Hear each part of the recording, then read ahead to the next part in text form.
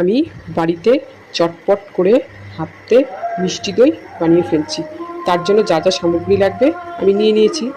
আমি 2 লিটার দুধ নিয়েছি এখানে, এদিকে চিনি নিয়েছি, গুঁড়ো দুধ নিয়েছি, টক দই নিয়েছি, চিনির ক্যারামেল বানিয়ে রেখেছিলাম আগেই, আর নিয়েছি একটা মাটির হাঁড়ি। এই হাঁড়িটার মধ্যেই আমি দইটা পাতবো। তার জন্য দুধটা আমি গরম বসিয়ে দিয়েছি, দুধটা জাল হচ্ছে।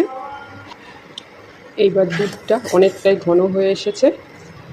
এইবার আমি দিয়ে দেব গুঁড়ো দুধ। এবার আমি দিয়ে দেব কিছুটা পরিমাণ চিনির ক্যারামেলটা। এইবার আমি দুধটাকে একটু ঠান্ডা হতে দেব। আমি টক দইটাকে ফেটিয়ে নিয়েছি।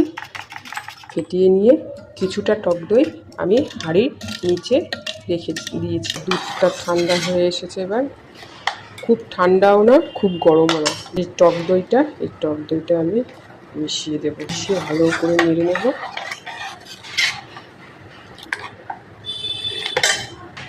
পুরো দুধটা আমি মাটির হাঁড়িতে পুরো ঢেলে দিয়েছি। এবার ফিরে আসছি 3 ঘন্টা পর। ফিরে এসেছি 3 ঘন্টা বাদে। দেখো দইটা কি সুন্দর চাক হয়ে গেছে। এবার আমি তোমাদের চামচ দিয়ে কেটে দেখাবো। এই দেখো কি সুন্দর চাক হয়ে গেছে।